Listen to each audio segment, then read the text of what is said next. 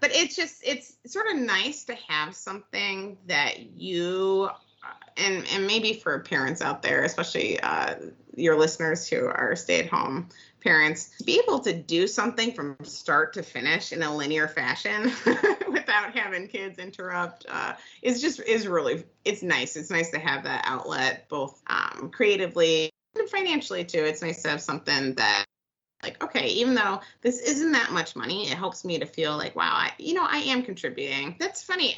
When you think about it in terms of what is personal finance, I'm going to tell you, the women actually are really interested in the personal finance, because I can tell you, to all my mom friends, they're going to tell you the best place where they can buy diapers. They know when one place costs 11 cents and one place costs 17 cents, and when there's sales on this and that.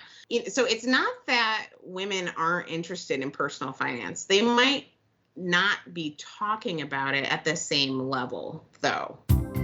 You're listening to the Millionaires Unveiled podcast, where you'll hear the stories and interviews of everyday millionaires.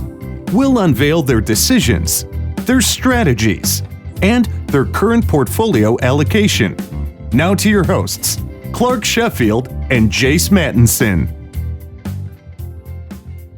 Welcome back to another episode of the Millionaires Unveiled podcast. This is episode number 253. I just want to thank all those that have reached out, emailed, Facebook, all sorts of different social channels, thanking Clark and encouraging, me and kind of the future of the podcast. Obviously super excited for what will come. We still have several interviews to come that we're super excited about. So thank you to all of our listeners who have reached out. One email that came in a few weeks ago asked us to address a couple topics, and so I'm going to address those right now. One is the implication, I guess, from some of the things that we've said on the podcast or between various guests, that most millionaires don't pay off their homes. And I think the best way to address this is, one, we do have a lot of this data and we can go look at it, kind of in a nice spreadsheet, percentages and whatnot.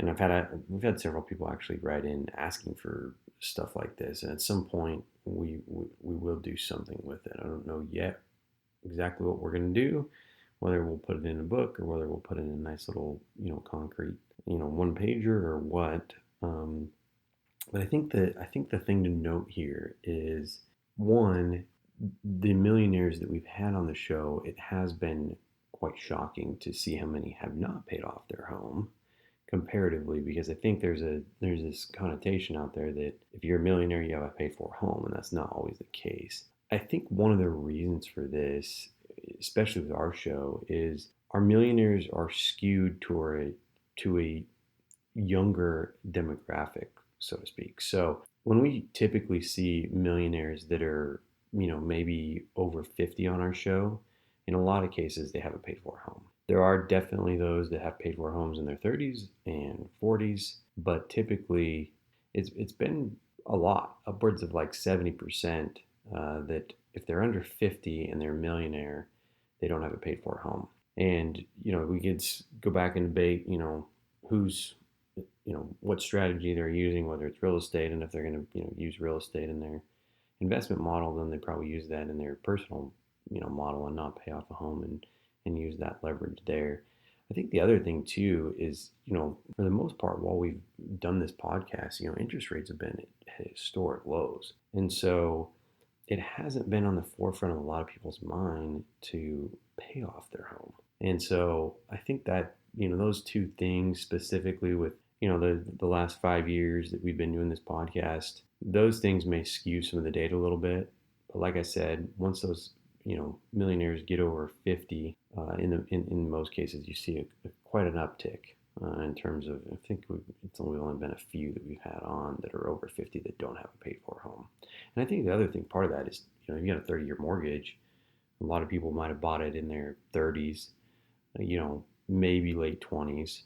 And if they had a 15-year, maybe they paid off in their, mid to late 40s, or 30-year, they're, looking to maybe make a few extra payments and get it done with it, in their 50s. It's very rare that we've seen millionaires accelerate this. And I know there's other data out there, amongst some other people that have tried to kind of create a narrative around this that say, well, the average millionaire pays it off in 7 years, but that has not been what we've found from our show. So this week we have Grace. She has a net worth of 1.7 million, 500K of which is in home equity. She used to work for the government, but stays home with her children now and has her own Etsy shop. Super excited for this interview. We had several people write in asking for more women. Obviously, we try to get as many on the show as we can, just to hear different voices and different perspectives. But I think you'll really enjoy this perspective. She's deems herself the money nerd in the family. Husband's a developer. Last week we had Tim. He had a net worth of 3.83 million, spread across multiple asset classes, including a paid-for house and a second home that he uses on Airbnb. So without any further delay, let's get into this week's episode with Grace. Grace, do you want to just give us a little bit about your background and what you're up to now?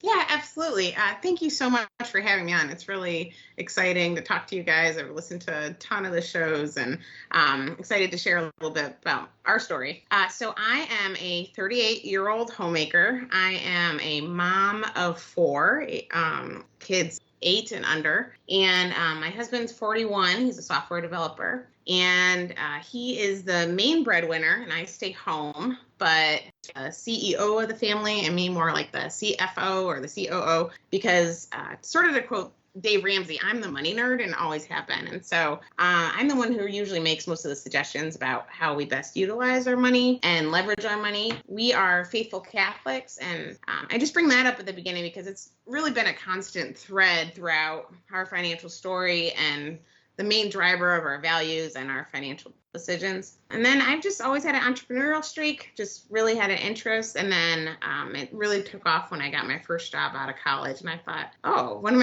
I supposed to do with this money? So that's how I really started investigating and learning about finance. That's awesome. And what is your net worth today? Our net worth is about 1.2, not including our house, which is worth about $500,000. So 1.2 liquid, give or take, and then 1.7 including the house. Is that correct? That's right. Awesome. And how is that broken up, the 1.2? Yeah, so we have, I used to work for the government before I stayed home with my kids. And so I have a thrift savings account, and I don't know exactly how granular you want me to be. I've got about $284,000 in a thrift. And then my husband has about $337,000 in his 401k. Then we have a Roth for me at $244,000, a Roth for him at $139,000, about $40,000 in cash, $40,000 in brokerage, $26,000 in a donor advised fund, and then we have about a total of $171,000 for our 4 kids' education, and that includes money for college, and we also send our kids to Catholic schools, so that also includes some money for Catholic schools for K through 12. Awesome. So let's break this down a little bit because you've got quite the spread here. So the money that's invested in the retirement accounts, is that mainly in index funds? It is, and this is sort of a little bit, it's one of those things where some people call it luck, I'd call it sort of providence, but when I was first looking at, okay, I have a job, what do I do with my money? I stumbled upon this article on Morningstar, and I actually went and found it again so I could share it with folks because it really was so pivotal for me. It's called Long-Term by this guy whose name is El Toro, and it's post number 60825.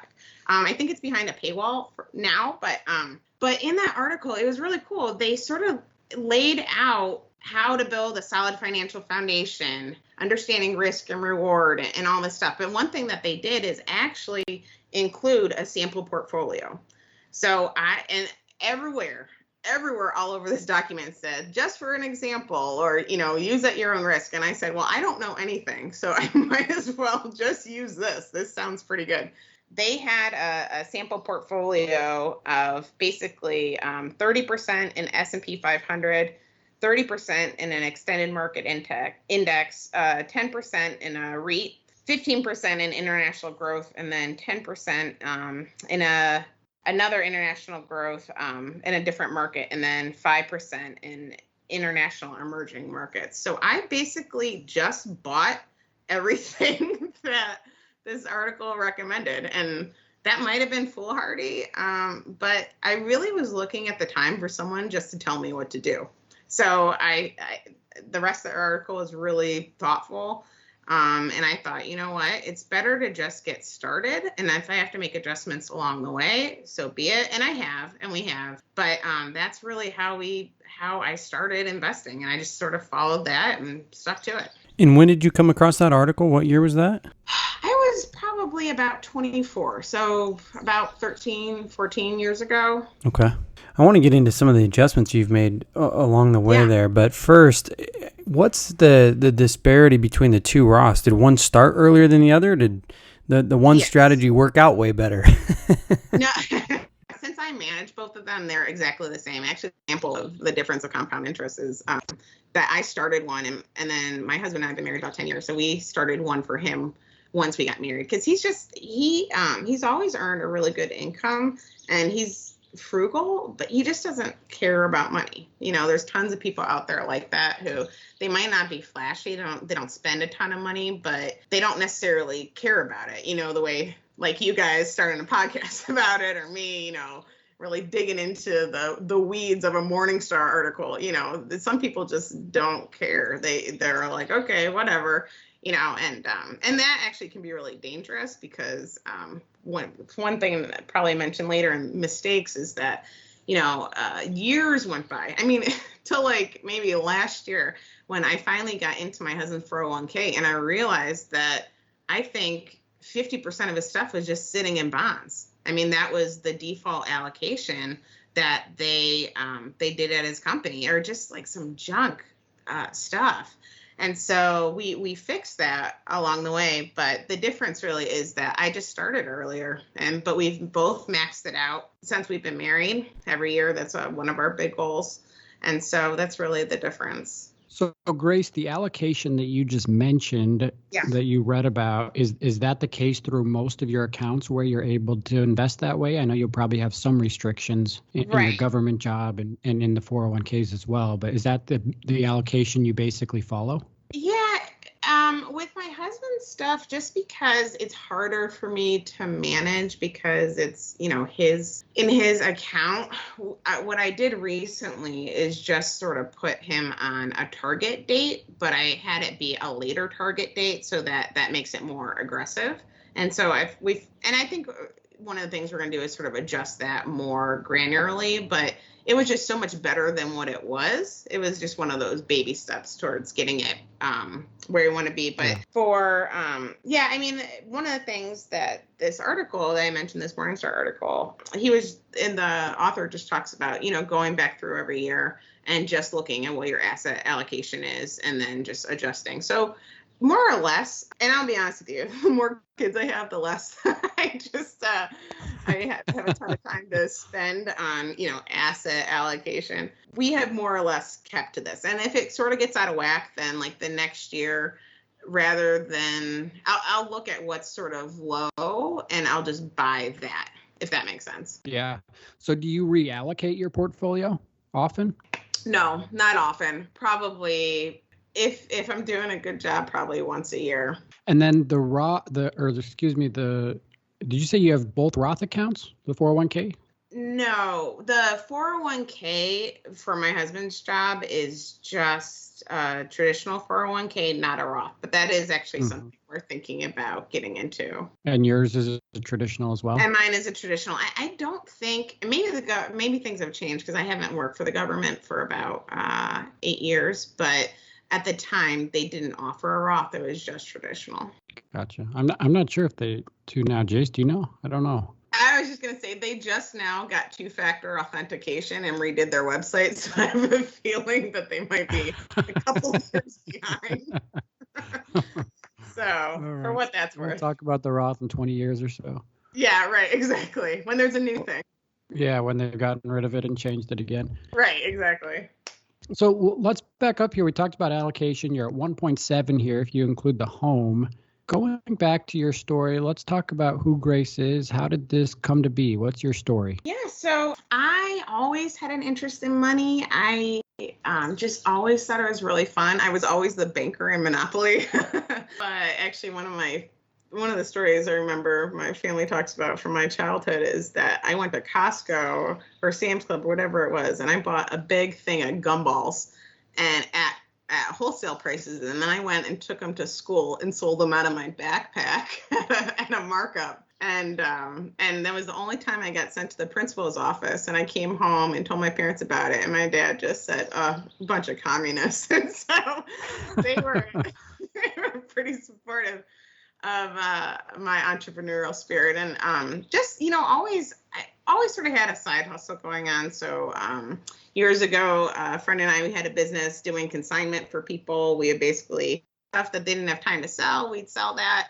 for them and take a cut.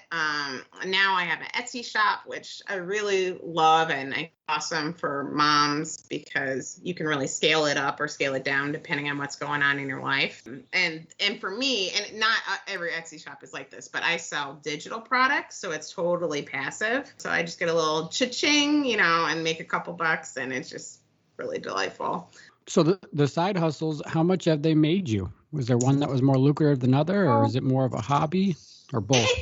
I mean, I guess technically per the IRS, it's a business. I would say the consignment made a few $1,000. With Etsy, I probably make, I don't know, $1,000 a year, or maybe a little bit more. It sort of depends. But, not a ton of money. It's certainly not the main breadwinner by any stretch. But it's sort of nice to have something that you, and maybe for parents out there, especially your listeners who are stay-at-home parents, to be able to do something from start to finish in a linear fashion without having kids interrupt is really, it's nice. It's nice to have that outlet, both creatively and financially too. It's nice to have something that, like, okay, even though this isn't that much money, it helps me to feel like, wow, I am contributing financially. So I think when I wrote into you guys, I said, the way I look at my contribution to our family's financial life is not primarily about how much money I make, but it's really about helping to direct and make suggestions. And by no means unilaterally, my husband and I really talk about all of our decisions, but since this isn't his passion, but I love it, and so I love digging into the weeds, and I love just reading the books and listening to the podcast, and so I'll get super excited about something and do a ton of research and then talk to him about it, and then he's like, oh yeah, that sounds great, let's do it. And so that is sort of where I feel like being the person who stays home, the main contribution is really helping us to come up with that big picture and helping us to set our course. Yeah. Grace, why aren't more women interested in personal finance? Why aren't? Obviously, it may be a stereotype a little bit, but I think it probably holds true if you look across personal finance content. And obviously, we've tried to get as many women as we can on the show just to share different voices. But it just seems that overall, the men usually drive that more. Why? That's funny. When you think about it in terms of what is personal finance, I'm going to tell you, the women actually are really interested in the personal finance, because I can tell you, to all my mom friends, they're going to tell you the best place where they can buy diapers. They know when one place costs 11 cents and one place costs 17 cents, and when there's sales on this and that. So it's not that women aren't interested in personal finance. They might not be talking about it at the same level, though. I think that, people who run a home, by its very nature, it's a little business. I mean, it's a little cottage industry. And I think that women are very interested in the personal part of it. They know how much clothes cost for their kids. They know how long it's going to take them to buy a new car and whether or not they're going to afford to go on vacation this year. It's just that they might not be writing about it on a blog. So it doesn't mean the interest isn't there. It just is more on the personal side of personal finance, rather than, I think what's interesting about it is so much of our lives now, it's more public finance. So, people have a blog or a podcast and they talk all about it, but I wouldn't be surprised at all if there's tons of people listening who, the women or the wives or the moms are like, no, trust me, I make thousands of money decisions all the time. I just don't tell everybody all about it. Yeah, agree with you there. So you go to college, I assume? Yeah, and I have a graduate degree also. Okay, awesome. And then you started working, and how many years did you work for before you decided to step back? Well, I did a year of volunteer service right after college, and I actually graduated a year early from college. But then I worked for about 8 years before I had our first. So let's talk about the decision of staying home and leaving the workforce. At least I don't know if you'll do it forever or temporarily or whatever your plans are. How was that? How did you come to that decision? And was that a difficult decision to make for you? Well, it helps when you don't love your job. That makes the decision a lot easier. And that was my case. I'll just be honest about it. So I wasn't in love with my job.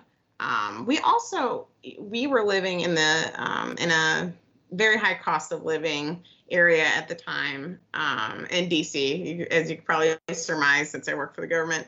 And so, we were just looking at what kind of life do we want to live? And so my husband at the time was driving 50 miles one way. So there'd be days when he didn't see our daughter because she was still asleep. And then when he came home, she was already asleep. And so if I had her in daycare, it would have been 12-hour-a-day daycare. And it wasn't worth it. I mean, not to mention the financial side of it with, I think at the time, and this was probably 10 years ago now, daycare in my building was about $2,400 a month. And when I left my job, I was making, I think, I want to say 80,000, 85,000, something like that. Which, there is obviously a significant delta there, but it wasn't honestly even tempting to stay. It just wasn't the lifestyle that we wanted to have. And so, I know other people, it's more painstaking, but for us, it was a pretty easy decision. And I didn't give notice right away that I wasn't going to come back because I really wanted to test the waters. And I think that's advisable. Test it out. See if it's for you. It's not for everybody. It's by far the hardest job I've ever had, if you can call it that, but also exponentially the most rewarding.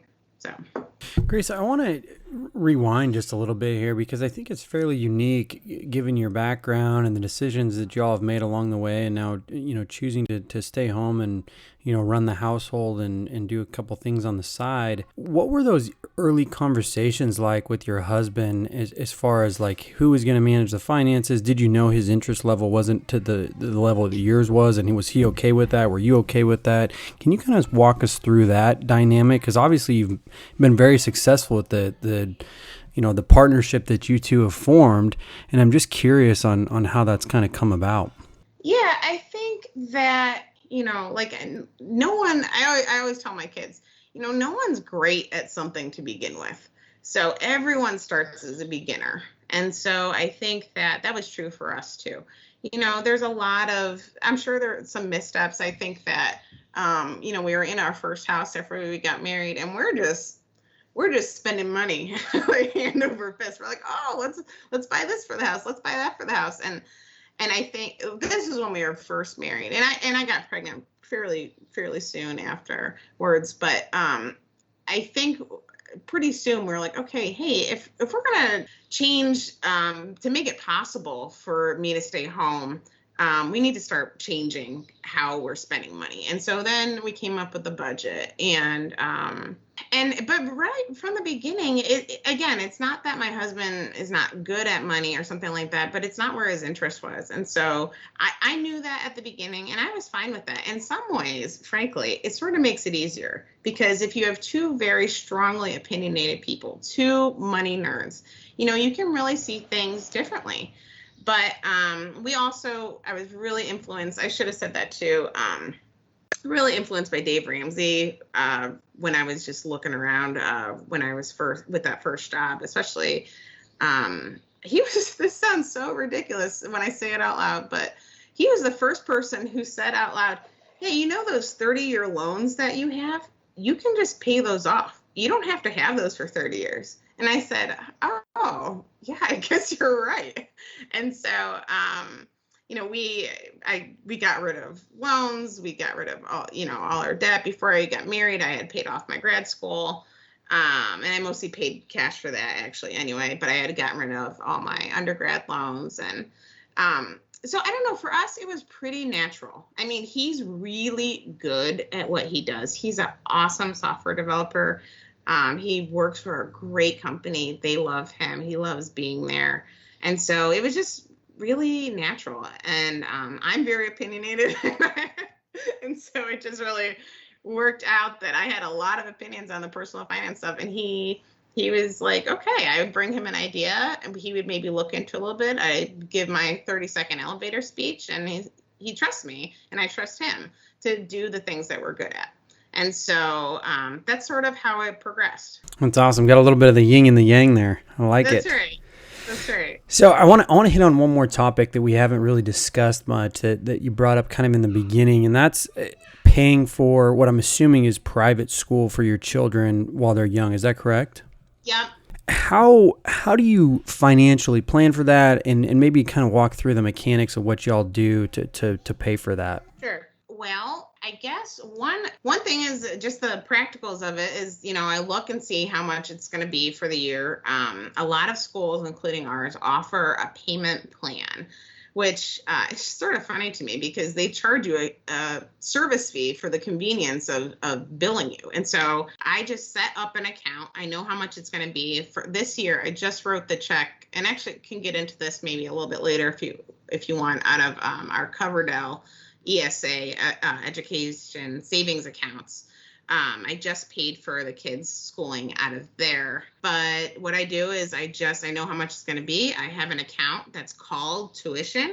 And then I just put in, for us right now, we're putting in about $1,400 a month to pay for private school. So, and then the nice thing is if you pay in full at the beginning of the year, they give you a 2% discount. So we just write the check, or in this case, actually, this is the first year we're doing this, is paying it out of the ESA. So Ameritrade will just send them the checks directly. But that's how we do it. And actually, one thing I want to add, I know maybe talking about things to do differently later, but one thing that has really been so helpful to us and to me, and I wish I would have done sooner, is to really automate as much as possible our finances.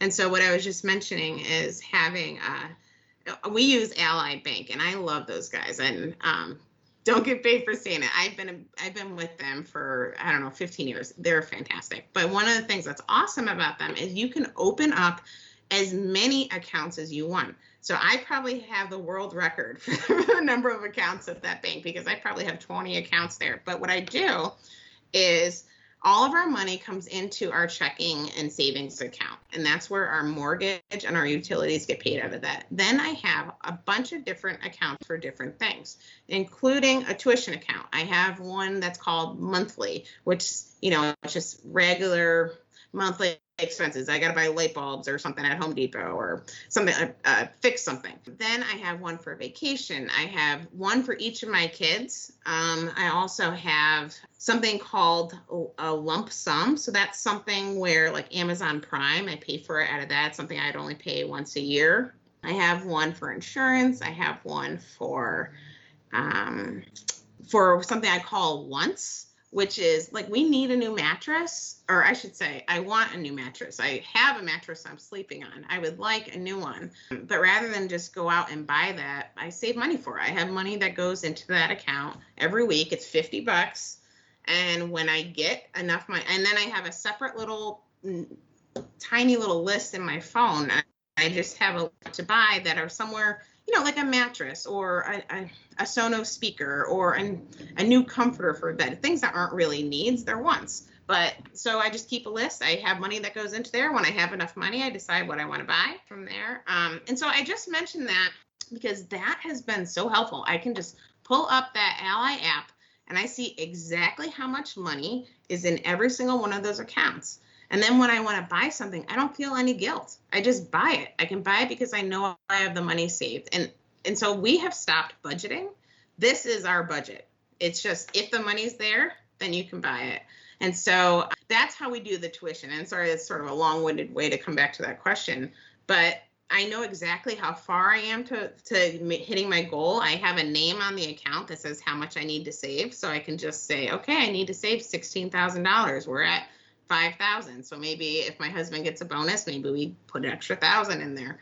But it's just been a really nice way to at a glance see exactly where we are with our goals. Do you invest the money that's in those covered LESA accounts? Yes. Yeah. And the nice thing about them, I don't know how familiar folks are with them, but I think they used to be called Roth education accounts. So they are basically, you could put anything you want in there. And actually, one of the things I like about them is their flexibility. And you can pay for just a whole host of things out of them. The only downside to them is that their limits are low. They're only $2,000 per year per person. And that includes, I think, maybe similar to 529.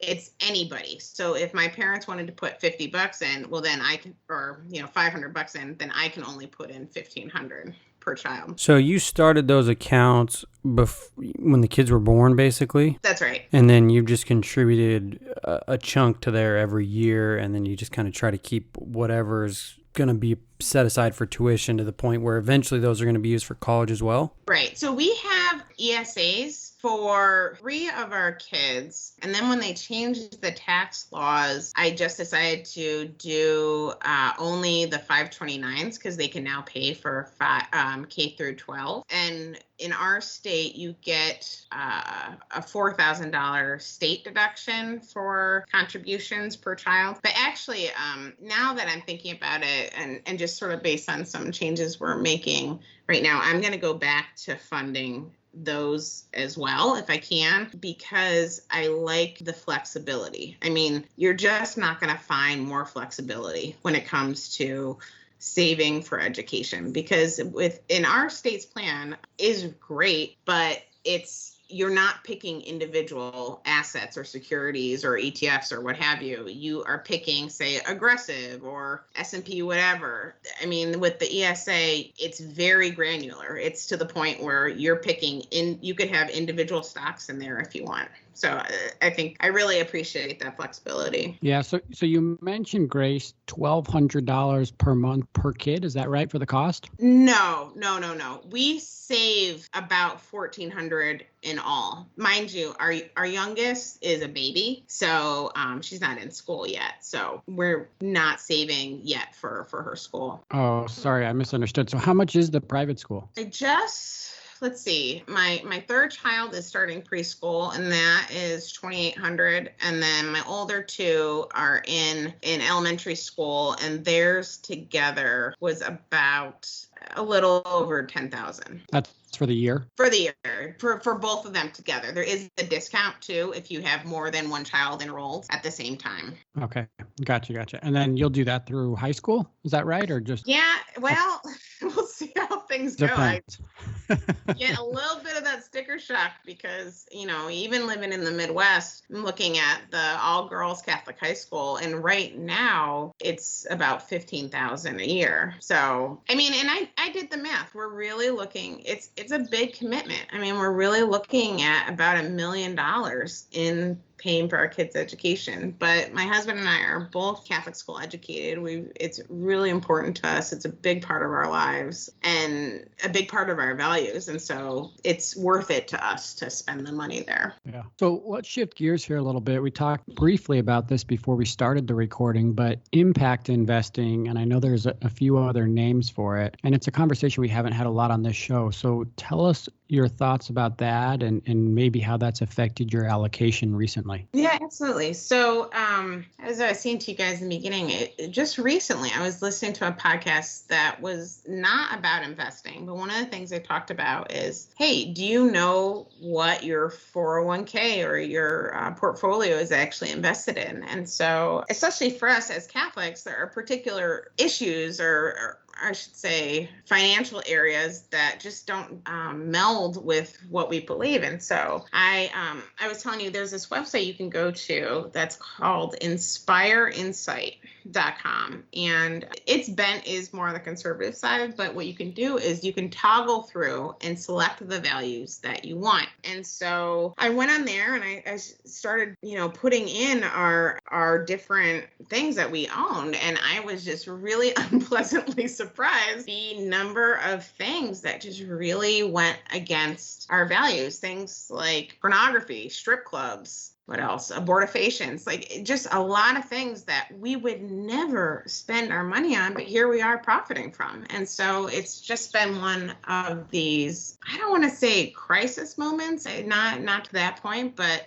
definitely I see it as a turning point. And actually it was interesting because I had written to you guys a couple months ago, and then, time passed, and this happened sort of during that time. So this is not what I thought I would necessarily be talking about with you guys, but this is our reality right now. And so, yeah. And so there's also another website that I would say that's really useful too. It's called ETFDB, like database. And you can go on there and you can do the same sort of thing and toggle for different ESGs, which stands for environmental, social, and governance investing. And there's a lot of different names for it. And I'll be honest with you, when I worked for the government, it's not that I didn't know that these other types of things were available, because I'm not going to let myself off the hook like that, because honestly, I did. But I only was presented with these three options working for the government. It was, you have the C fund or the S fund or the I fund or the G fund, and that was it. And so, and I did do some research in terms of what was sort of morally acceptable. And since those were the only ones that were available, it was okay. But, all these years later, I don't need to keep my money there. And I probably won't. I'm probably going to roll my money out of the TSP so I can have more control over what we invest in. And because the reality is, and, not to sound sanctimonious or overly pious, but at the end of the day, like, I don't really want to have our money involved with, selling cigarettes to kids or whatever. And not that there's a company that's devoted to doing just that, I hope. Who knows? Right. But it's sort of like, I would never, one of those charities that we love and we support is this great group called International Justice Mission. And basically what they do is get people out of slavery. And we just had something come in the mail talking about these kids in Ghana who are enslaved and working on these fishing boats, and they drown untangling these nets. And it's like, oh, it's just heartbreaking. And then you realize, I look at my portfolio and I realize, wow, could it be that something I'm investing in is contributing to that? And at the end of the day, our money isn't neutral. It's not. And so, and this isn't something for us. And I'm happy to share our story, because I have profited off of all these things, and I won't deny it. And so, but now I'm at a point where I'm like, you know what? Now's the time to make some changes. And so hopefully someone listening to this, at least go and look. Just go and look. Even if you don't make any changes, it's sort of like after the holidays and you don't want to get on the scale. You know what I'm talking about? Yeah, exactly. You don't want to read it and weep. You feel it in your pants. You know it's not going to be good. But it's sort of the same sort of thing. It's like, well, just go and look. See what you're invested in and see if that lines up with your values. And, we're Catholic, and I know not everyone listening to your show is, but it was just so eye-opening for us to look and see and realize, wow, okay, this is not where our values are. And there's a lot of ways you can make money. And it doesn't have to be in things that you don't value. There are other ways to do it. And so one of the things that is actually really exciting for me is that part of the reason when I was working for the government and starting that first Roth is like most of the funds that were these value-based funds were pretty crappy. I'm being honest with you. They were bloated. You have fees that were, I don't know, 1.5%, 2%. The performance was mediocre. And so that's why I think a lot of people didn't invest there. And so one thing that's exciting for me is that since the rise in popularity of index funds, I think that the world has really taken notice because people do want to put their money where their mouth is. And so those folks that I mentioned, the Inspire folks, they have a line of values-based index funds, and also a group called Global X has, for me, specifically a Catholic one, which which basically it's called CATH. And what they do is it's the S&P 500, and then they just screen out about 20% of ones that violate the socially responsible investing guidelines that the United States Catholic bishops put out. So there's some guidelines about nuclear weapons, what else? Abortifacients, sort of typical Catholic social issues. And so they actually now have passively managed funds, because now you don't have to sacrifice good returns with what your values are. So I think it's an awesome innovation. I'm really excited about it. So is the expense ratio and the fees higher on those? They are a little bit higher, but they're not like choke worthy. I mean, so I looked it up for CAF in particular, 0.29, and there's a screen for weaponry, child labor, abortifacients, pornography. Another one is called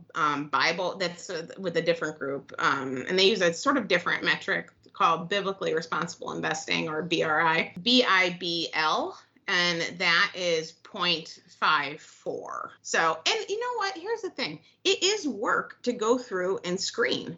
So I'm okay with paying them to do that work. I think that's a good value, for me not to have to weed through 500 companies, right, or whoever, or 5,000 companies if you're looking at, sort of the total stock market. That is well worth it to me. Yeah, you'll pay for it. Right. Thanks for bringing that up. I think it's something that we haven't talked a lot about on the show. Maybe this is the first time we have, so appreciate you bringing it up. I think it's an interesting conversation to have. And while you were explaining that, I was looking up a couple of my own index or mutual funds that I have, and it kind of gives you a score on the environment and certain different issues. So it is interesting to see, just to look it up. If anything, I was curious just to see. So thanks for bringing it up. We're running a little short on time here, but I know you have some financial goals and also some great mistakes and advice. So let's start with the goals first. What are your goals, financial goals? You kind of have them broken out here, short, medium, and long term. Yeah.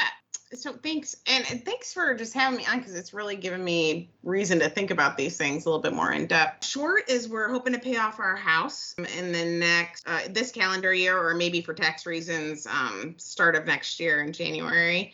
After that, we are interested, along the way, we want to increase our giving every year. So if we can do maybe 1% better every year, I think that'd be awesome. That's just really important to us. And then we're also interested in getting into short-term real estate. It's just, part of it is just we're excited about the idea of having a place where our family can go and sort of make those memories, and being able to donate time there, maybe to friends or family who wouldn't be able to afford a vacation or something like that. So that's something that we're interested in. But we do not want to go back down the mortgage route. We want to pay cash. So this will probably be at least 5 to 10 years. Though I guess if housing prices cool off, who knows, maybe it'd be a little bit sooner than that. And then in terms of a number, I just was calculating this last night, and this was sort of a useful website I found called Smart Asset. And you can sort of have now, say how much you're going to contribute annually, what return you expect, and then for how long. And so just using the idea of that 4% rule, if we could get to about 2.5 million in investable assets, not counting the stuff for our kids and not counting our house, stuff that we could actually live on, the goal there would be about 2.5 million, and at 10%, that would be in about 8 years. So those are sort of our near-term goals. Okay, awesome. Well, good for you. And you guys have obviously been, very wildly successful here, 1.7 million. So congrats on that, and 4 kids as well. So just wrapping up here, what are your general mistakes, any mistakes you've made, or general advice that you'd give?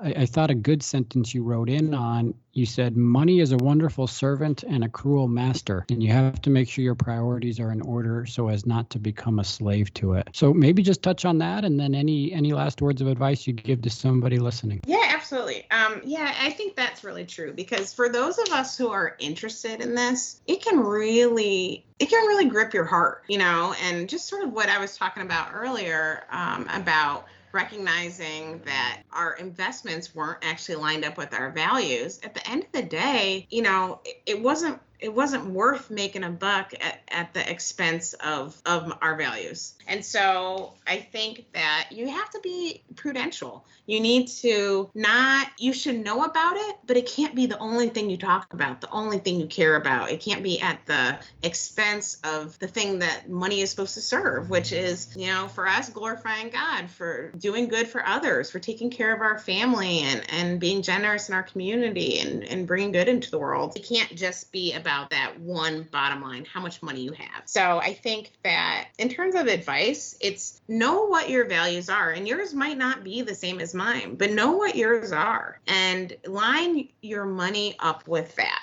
Live a consistent life. Your money isn't in one quadrant and then the rest of your life somewhere else. It's all together. It's all mixed together. And then I would say, developing good systems, sort of what I was talking about earlier, naming all of your money, I think is really know what it's there for. And then just lastly, just be generous. Be generous. Even if I will say this, I wish that I would have done this differently. I was so cheap when I was making $35,000 a year when my first job. I'm looking, look at me, I'm giving $100 to charity this month. Like, look how generous I am. And you know what? I feel like I have grown so much in that area. And be generous, not just because it'll come back to you, because I do think it does, but be generous because of the type of person you're going to become. And so I would say, it is awesome, financial freedom, all that stuff. And we have been blessed beyond my wildest dreams and financially. And I am so grateful for that. And so,